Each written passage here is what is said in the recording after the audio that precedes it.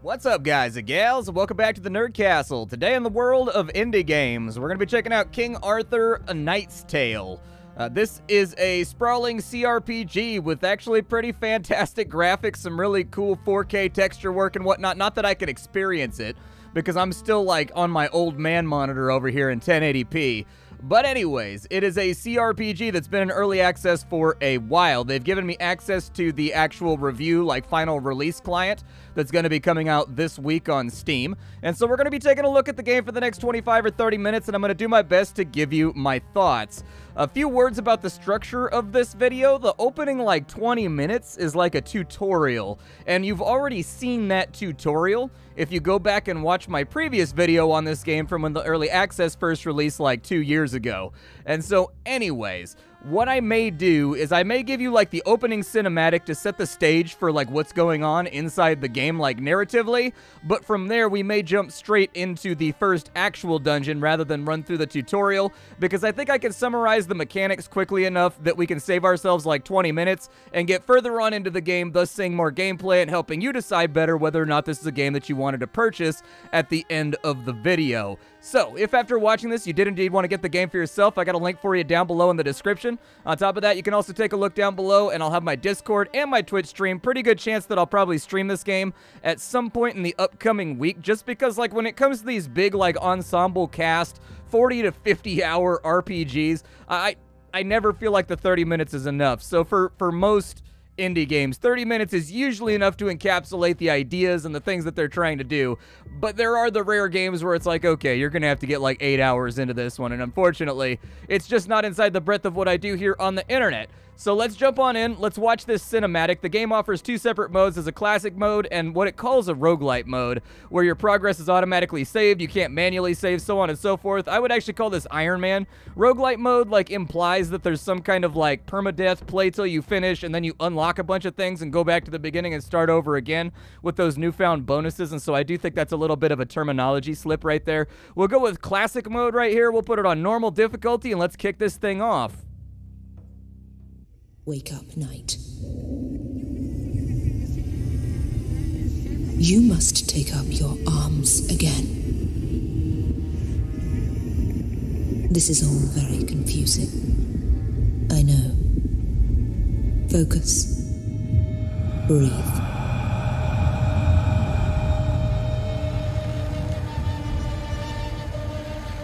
It will all become clear soon.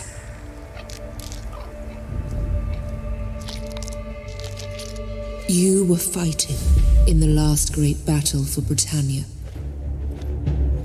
when King Arthur's adversaries marched against the once and future king.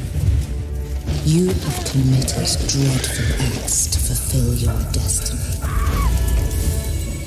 Do you remember the earth trembling? Can you recall the gathering of terrible armies? You saw Camelot burning and watched the power of magic tearing apart the world at its seams. You led knights and monsters into a deadly storm of fury and blood. You destroyed the ladies of the sun and the lords of the winter.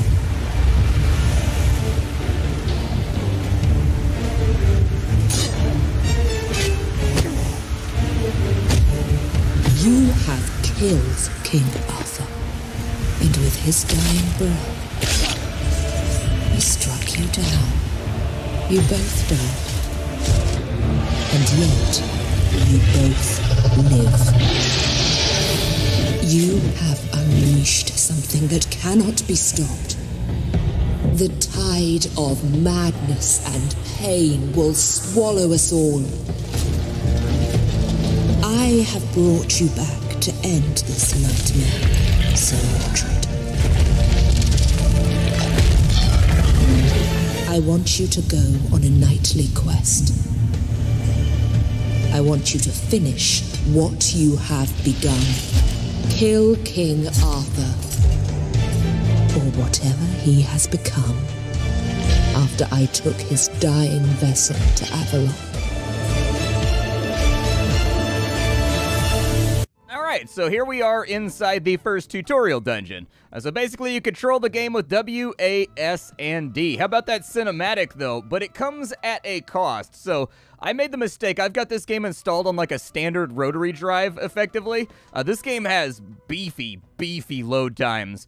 And on top of that, if you're going to be installing it, I highly recommend that you put it on a solid state drive, except for the fact that it seems like the game takes up like 125 gigabytes of space once you've got it installed. So the initial download was about 45 gigs for me, but it reserves about 125 gigs of space, I assume for all the high-res textures that I'm not even using anyways. So anyways, during the installer, it might be a good idea for them to add in there, like, do you want to install the 4K or like the 2K or whatever textures, or do you just want to install the 1080p version, just to like speed the process along, considering your rig or like your monitors may not actually have the display capacity for what's going on anyways. But movement's pretty simple. You can control just like Baldur's Gate by right-clicking where you want to go, or you can use W, A, S, and D to run around. As of right now, we can't open up the character sheet or anything else to show you, but what I'm going to do is I'm going to play through this tutorial dungeon because it's about 20 minutes long. I'm going to come out the other end and I'm going to bring you guys back. That way we can run the first actual serious boy dungeon together, and you can get a feel for the game other than like this kind of hyper-polished prologue that you've already seen in a previous video. Okay, so I played through the tutorial section, and the rough idea of this game is that you are Mordred. You are Arthur's rival. You both slew each other in combat during the great and terrible battle, and Arthur has come back as something corrupt and evil. And so the Lady of the Lake has brought you back as the only person that can kill Arthur to be something good and pure. And so it's kind of like basically Mordred and Arthur are taking each other's positions in this particular version of the Arthurian legend. For right now, we are in Camelot, and we have been tasked with kind of going to these outward lands and getting rid of brigands and bandits and all of Arthur's undead minions so that we can start doling out these areas as like fiefdoms and things of that nature. Along the way, you are going to be assembling your Knights of the Round Table. Some of them will be new knights. Some of them will be actual knights like, you know, the ones from the actual original story. And so anyways, for right now, we've got Sir Kay and we've got Sir Mordred. They've both got a level up ready to go, and I would recommend that we apply that prior to going into this next mission. So that's exactly what I'm going to do. A little bit of menu lag right there when I clicked on that.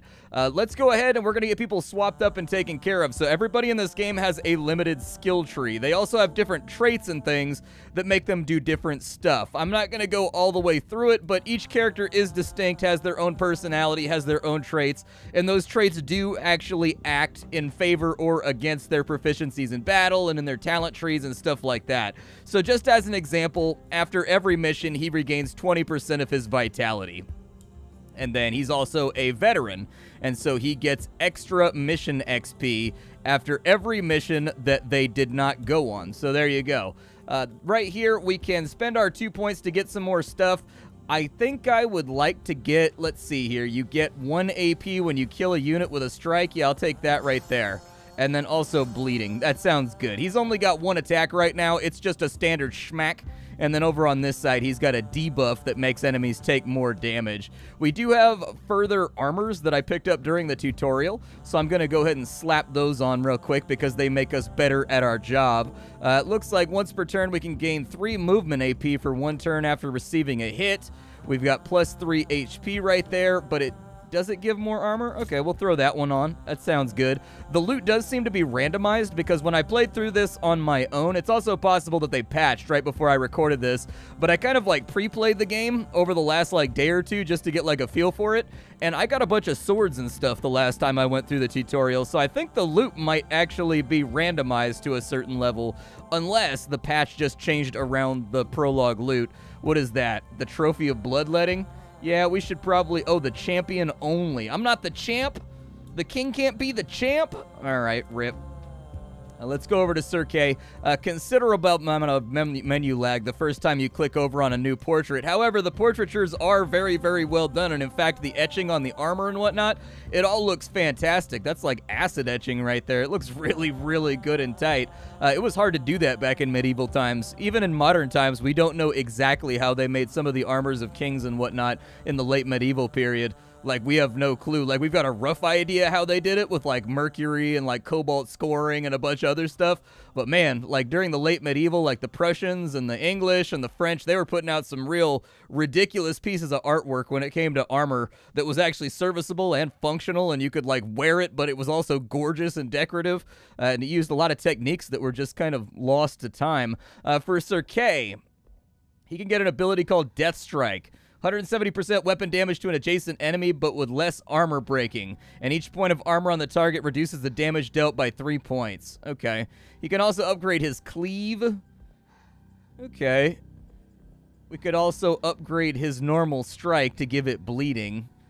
Let's go ahead and take Death Strike because he's got a perk down here that makes it so that his mainline talent abilities, so active talents, only cost they only cost 1 skill point instead of costing 2 like they do for everybody else. And so we'll go ahead and throw that in right there too. I like bleeds, man. I've always been a fan of damage over time effects. Okay, so now that we've got both of our knights kitted up, I forgot to put armor on him. Let's give him the one that gives him the movement boost because he tends to be, he's got a two-hander. And so we're sword and board on Sir Mordred, and Sir Kay has a two-handed claymore, like a Zweihander. And so anyways, he's going to need to move around a little bit more because his attack costs more, and so getting that extra AP for movement I think will benefit him pretty handily. And then what we'll do is we'll dive into this first mission right here. The nearby Kingstone is plundered by a marauder knight. Kingstone. What a regal name for a mudhole. Anyway, the village belongs to the throne, and I must teach these brigands a harsh lesson about boundaries. Also, I will need plenty of masons, woodcutters, and laborers to restore Camelot to its former glory. The voice acting seems to be reasonably well done. It's not like overly campy or over-delivered. That makes me pretty happy, just because there's nothing that really drags you out of an emergent kind of like Grimdark RPG, like really, really terrible voice acting. And so it seems to be okay. I haven't heard any lines yet where I was like, yeesh, that was terrible. All of them have been like serviceable. I think we are too late. I don't see any survivors. Okay, let's go bandit hunting and see if we can rescue some of these peasants. Normally Mordred is more in the business of like peasant stabbing. Come on then, fellas. Let's play.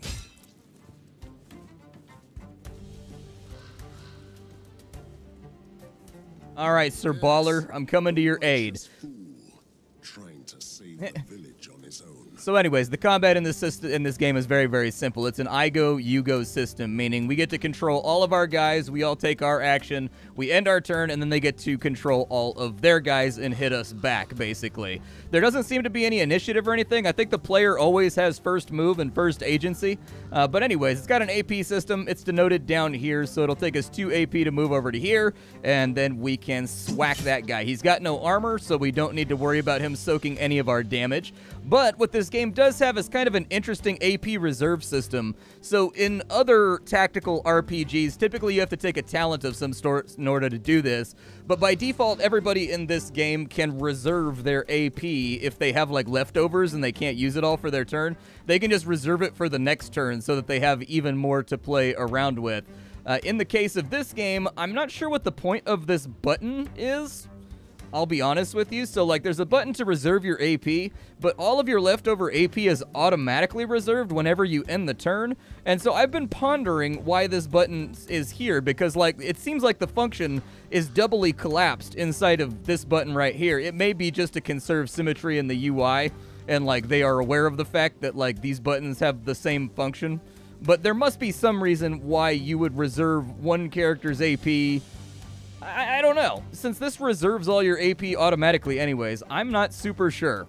I'm not exactly totally sure why they've got their own separate reserve AP button. Okay, so he broke our armor right there. So armor in this game is pretty simple. The number of helmets that you have up above you right here on the UI, that's how much you reduce damage by when you get hit. But every single time you take an attack, that armor actually diminishes for the rest of the mission, and you can only repair it when you get to campfires and stuff. And so anyways, it's kind of an interesting system where you've got to play pretty conservatively if you don't want to end up getting toasted. And so anyways, in general, you kind of want to focus fire and annihilate your enemies in 1 to 2 turns if you can without taking any retaliatory fire, just largely due to the fact that there will be attrition inflicted on your armor as you're playing that will cause problems. Sir Mordred, the rumors are true then. You have returned. Sir Balin, wasting your talents as always. I'm only following my knightly oath by protecting the innocent. The nearby village is plagued by these brigands, and I must stop them. Hate to admit, but I'm here for the same reason. I need this land. So you are truly taking King Arthur's place in Camelot, recruiting knights. You should find my brother. He would be a great fit to your dark court. Okay, like, what do you know about King Arthur? I need to find him. You are not the only one looking for him. Something terrible happens to Avalon, and people need guidance. Any idea where he might be? The ship that brought him to Avalon reached shore beyond the Bridge of Sorrows. I would start looking for him there, in the Whispering Cove. That's what my father told me and my brother, anyway. All right. Our goals are the same. I'll accompany you. Sounds good. So we now have another party member that's been folded into our ranks. Interestingly enough, he had 3 armor when we were in that fight right there, and now he has 5 armor now that we are together forever. I think there was a thing back here, but a cutscene stopped me from going back. I think there's like a little side nook right here where there may be some loot or something. Yeah, there we go. So we got 20 bucks right there. We are going to need to, I assume there's going to be some kind of like city management as well on the in-between with missions, because from like the tutorial and playing this mission, you do get building materials and you do get money to like equip employees and actually like do stuff. And so I'm actually really interested in how the village management or like the city or Camelot management portion is going to function as we're going through the game. That right there means there's a fight if we cross this threshold. Gather all you can. The dead won't need anything, will they? These brigands are not even worthy to stand trial. We shall kill them all. Still a good old Balan, protector of the weak. Spare me the cynicism. You are here for the same reason as I am. To save these people. Yes, I need them to work the fields, see? You are a disgrace to everything the Round Table stood for. Maybe this land needs my round table to survive.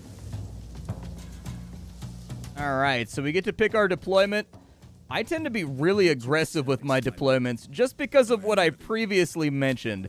Like, it is in your best interest to basically, like, OTK somebody on the opening turns just to limit the amount of armor that you're going to be losing as you play the game. I'm going to take Mordred over here and go get this archer. And everybody else just reserve your AP and let them come to us. The archers shouldn't be able to get through our armor. Like, we're well armored right now. We're well taken care of. We're well appointed. Archers are much more of a threat, like, later on in missions. Like, once you're deep on in and you've had some of your armor shredded and, like, you haven't recovered it yet, that's when archers become an issue because they have the ability to really kind of throw around some deeps if you're not careful.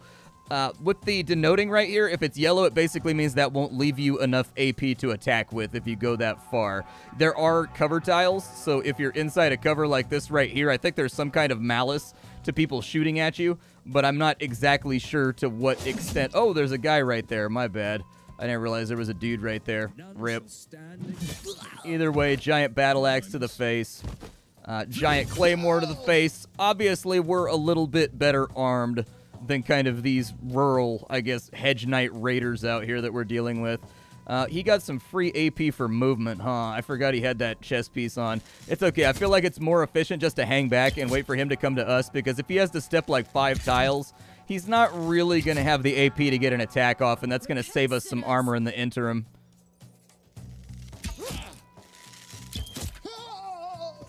The attacks do seem to have an appropriate level of impact. I do feel like when I hit an enemy, it feels crunchy and it feels visceral. Let's go ahead and give it a look.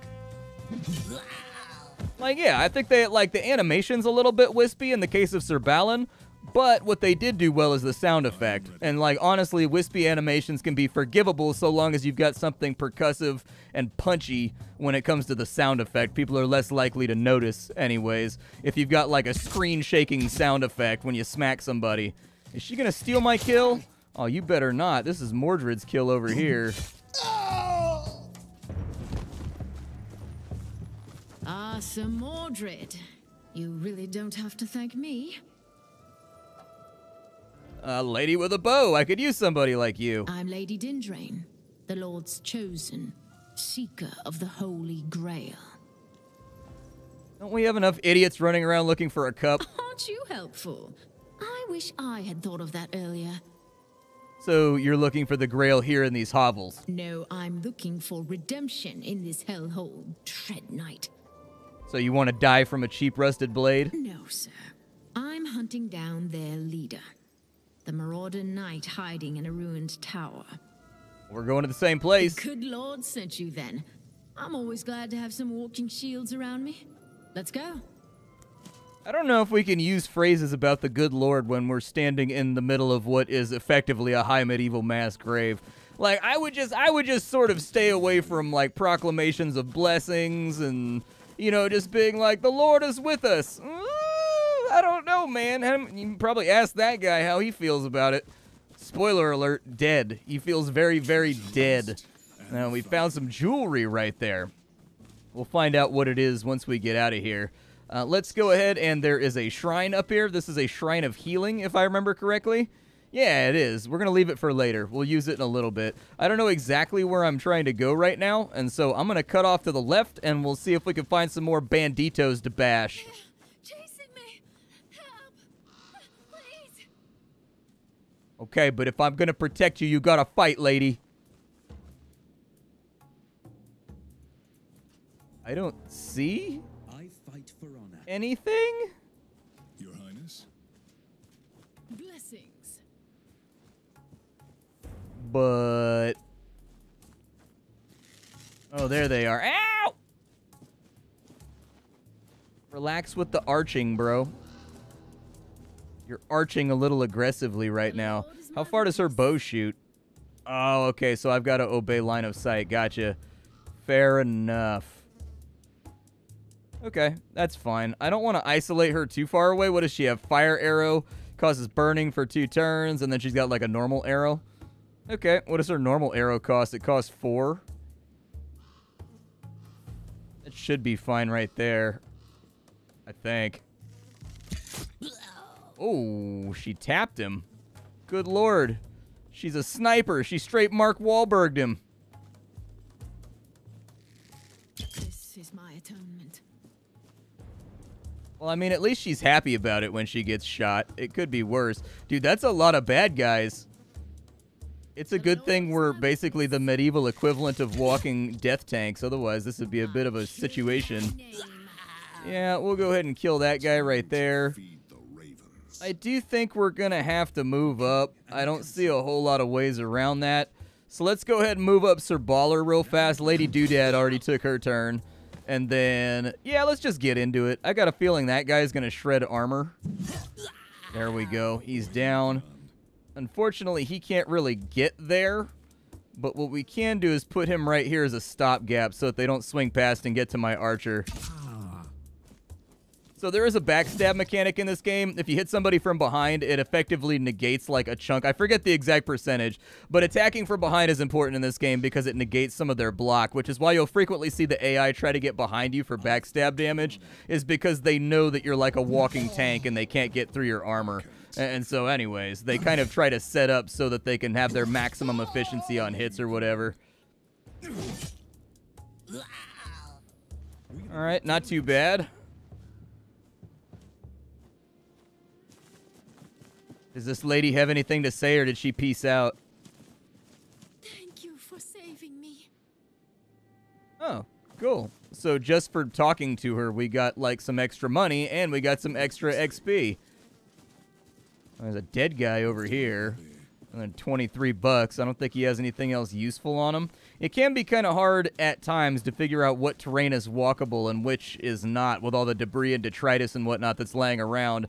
But anyways, there's also kind of like an odd shadow around the characters. I don't know, like I had some performance issues with this game where so it started out by default with everything on high, but I found that it particularly chugged and particularly lagged on the map screen. My computer is by no means a spring chicken. My computer's about 4 years old at this point, but it's still pretty strong for streaming and whatnot, even all those years later. And so I actually had to walk everything down to medium, and so the shadows that you see kind of following behind him when he turns around and whatnot, like there's almost like a echo, like a visual echo almost as they move. I don't know if that's just caused by me having my settings down at like medium, or if that's going to be a persistent issue when you get up to... Mordred. In the old days, you raised the towers of mad wizards and crushed the champions of the She. And now you are trying to save some dirt-poor villagers. How profoundly annoying it shall be for you. Okay, fair enough. Yeah, talk away. But anyways, as I was saying, I couldn't get good enough performance with the game on like high ultra to see if the shadow went away because it tanked my frame rate on out. We've got a resting spot so everybody can get their HP back, or we can restore our armor. Yeah, go ahead and restore our armor, I guess. I mean, everybody's only lost one armor. Shouldn't be that big of a deal. But let's take Lady Doodad over here and see if we can take her to her final redemptive glory. This is where the Lord of the Vermin is hiding. Let's cleanse this hovel once and for all. All right, let's go for it. I think we've got this covered. Couple of guys over here. It really depends what angle we want to hit them from, huh?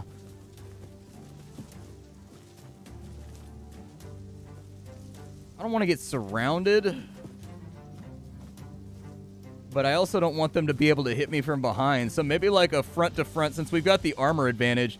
Maybe we'll attack directly from the front. Get ready. Awaiting your command. For my Camelot. Yeah, we'll go ahead and put everybody up by one space. I'd like to be able to open strong. That seems okay to me, although they can get a diagonal right there, so we'll leave her right there. Alright, so Mordred, Sir Baller, can you get this guy over here? You can? Well, go ahead and do that for me, would you, champ? I am ready. Over here, he can't get into position to hit the axe guy. It's unfortunate. It looks like he can overwatch, which is kind of like a weird thing. Let's do that. And then you cover his back so that he doesn't get flanked. I serve the Lord. And then you... We can strip armor right there. What if I hit him with a fire arrow?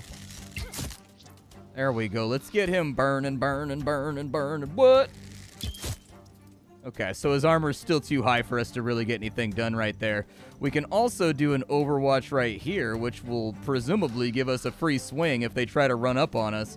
So I am going to do that. He's in cover, and in fact, they do have a step out of cover animation for when characters are firing out of cover. I like that very, very much. That's a good look. Whoa, what happened to his armor? It's through the roof, man. Okay. That's pretty horrifying. Don't love it. Go ahead and take out that raider right there. Sir Baller, go ahead and lay this guy low. Sinners shall bleed. Yeah, start stripping armor, I guess. Like, what else are we gonna do?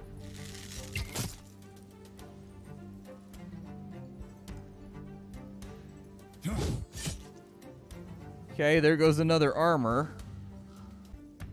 We'll probably just chill right here for a minute. Just have everybody reserve all their AP. Like, the archers can't even really do anything to us, so I don't see any really... Well, I mean, they can do a little bit of damage, I guess. They are stripping armor right now.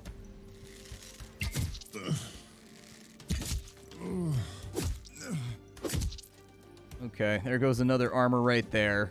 We're going to go ahead and weaken this guy so that he's, like, taking more damage and is easier to strip armor off of. We'll do our best for a minute. There we go. All right, so a little bit of that right there. I fight for honor. I can't really get... Let's get Sir Ballin in right here. There we go. No mercy for the wicked. Christ on the cross. We'll go ahead and see if we can strip something right here. I really need that armor to go away. Yeah, it's inconvenient. Oh. Oh. Oh. Ah. That's fine. I also go, like I just took an antihistamine when I get struck by the enemy. There we go. Now we're getting some damage off on him. Now he's actually taking a little bit of attrition. What does this do right here? Power attack. So 150 with a 15% armor break. Yeah, do it. There we go. Oh, the issue is resolved. There we go. Perfect. I serve the Lord. It doesn't look like we can shoot from over there. Just pull back behind the wall real quick. And if you can, yeah, overwatch that. That sounds good. He's got a little bit of movement, so we will move people where we can move people to finish off these last couple dudes. And I'll just do the mop-up off camera. There we go. Finished off the fight. Got all the little mooks taken care of. You, Mordred. I shall give you an advice then. Camelot is in danger. Not from these marauders, but the creatures of darkness beyond the Bridge of Sorrow. My brother Balin is standing guard in the bridge fort, holding back the tides of midnight. There has been bad blood between us. He is cruel and arrogant, a savage in battle. But even Balin will fall if you don't help him out. I have fulfilled my oath. If you decide to march to the bridge now, I will meet you there. Alright, I wasn't, like, inherently figuring I would walk to any bridge or anything. But I do, ooh, a rune for one-handed weapons. Nice. So we got something right there. There's a little bit more loot on this side. I gotta scoop everything, man. I'm kind of greedy when it comes to getting loot in games like this. So I'm trying to take a look around. One thing I have noticed is that there is some odd idiosyncrasies when it comes to the ranged attacks. So, for example, if there's like an archer right here, he can fire through that window, even though if you look, the wall is like at the top of the crest or like the crown of his head. And so like I had an archer firing through this window, even though he wasn't actually tall enough to fire through that window. So there are some very, very strange little mechanical things with the sizing of like archers and whatnot, and the actual things they can shoot through, which give the impression that they're firing through a wall from time to time. And I get the feeling that that's one of those things you're just either going to have to like get used to or just like shake your head about.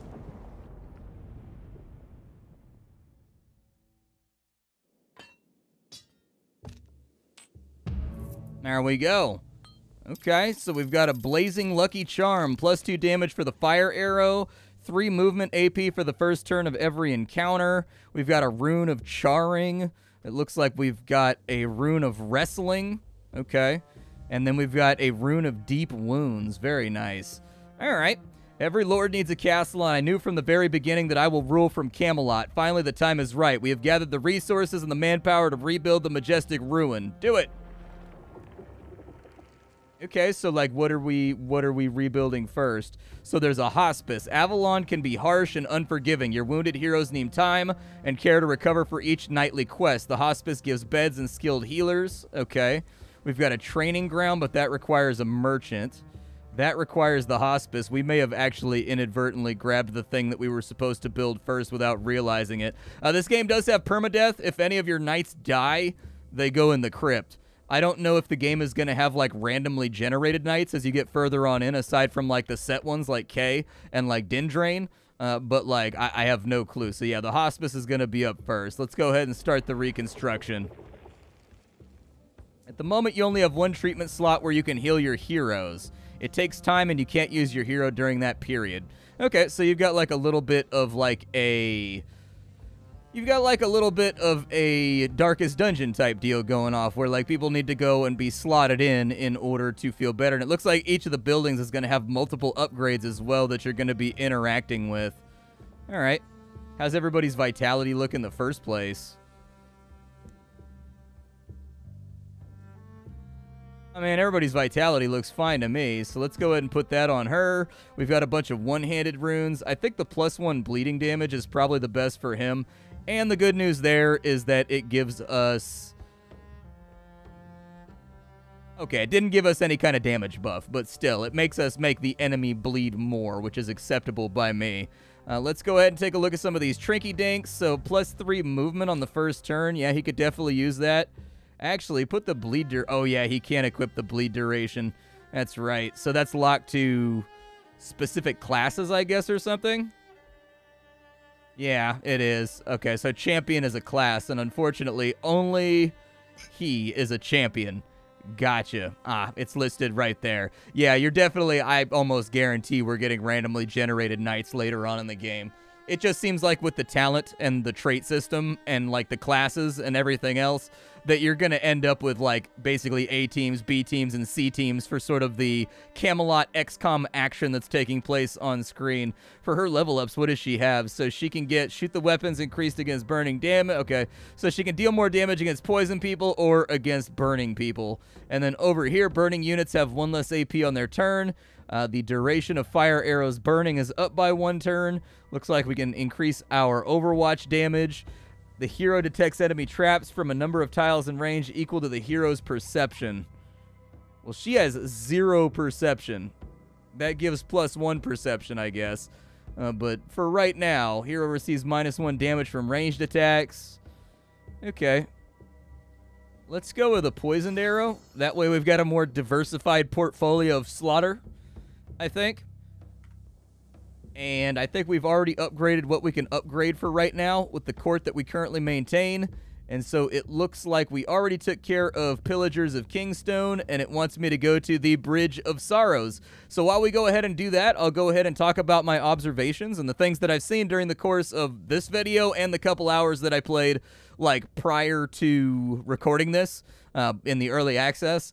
And then I will give you my thoughts so that you can decide whether or not you want to get the game. Okay, so I guess up front, the things that just pop to mind that I like. Visually, I like the armor and the kit that's on all the characters, although I think some variation on appearance as you equip armor and weapon runes would have been really, really nice. The high medieval styled armor, it's got like some actual serious detail and clank to it, and I don't think a lot of games really capture that without coming across overly ridiculous. Like, I think Mordred's armor is obviously over-stylized, but everyone else looks pretty cool. The voice acting for the main cast seems to work well. They've got a passing grade there, although some of the support voices, I think, from random characters, peasants, and thugs and whatnot can sound plucked straight out of the accounting department. But visually, the game looks really, really good, but it does come with a price. So what I've noticed while I've been playing is that you're going to hit some performance walls. In the early access build yesterday, I had serious frame chugging from time to time. That issue seems to be resolved in the 1.0 release client, but in the case of my rig, the game really likes to eat up resources and lag out on higher visual qualities. I can put most things on high, but I have to leave the shadows a lot lower, otherwise the whole thing just like slows down to a crawl. The game's enormous file size is also something that I wanted to make note of. Thus far, I haven't really seen anything that would necessitate the game to be 125 gigs. That's a really, really large file size for the game. Like, the game looks good, but it doesn't look Red Dead Redemption good. You know what I mean? Which, when you hear, like, this game is going to take up 125 gigs, that's, like, immediately what you think of as, like, the most recent Rockstar game. And so, anyways, like, it looks good. It looks solid, but it doesn't look, like, crazy, crazy, crazy good. You know what I mean? So, anyways, due to this really, really large file size, you are going to have considerable load times if you put this game on a normal non-SSD hard drive. Like, I think my starting load time when I opened up the game before I got into the menu where I could like start a new campaign was about 4 minutes, but I kind of assumed that the load times at the beginning would benefit by caching up all the shaders and caching up all the textures and whatnot into memory, and it does seem to help a little bit, but it's not always the case. Like, some of the load times in this game are going to take a minute or so in spite of all that caching that it does on the initial load up. This is really, really improved from the early access build. Like, in the early access build, every load screen took forever when I was playing the game, and in fact, I actually played the starting, like, hour on the early access client and then here on the 1.0 client, and there is, like, an improvement there. I want to make that clear, but still, it is a game that takes a while to load. Despite that, it's a good-looking game. You will occasionally bump your elbows on invisible walls in places that seem kind of jarring, like you won't be able to walk into an obviously open door, even though the previous door you were allowed to get inside of it. mercy for And your then deed. sometimes I had difficulty on some of the more cluttered maps, like I mentioned, telling where you were allowed to walk and where you were not allowed to walk. Other than the invisible walls, I did have a weird odd shadow effect on characters while moving around. I really like to hook the game up to a Monster 4K rig and smash everything to Ultra to see if a lot of those visual issues go away, and they're just the result of kind of like mismatched settings. Like a lot of stuff is on high, but a lot of stuff is on low, basically, so it's causing like weird visual stuff.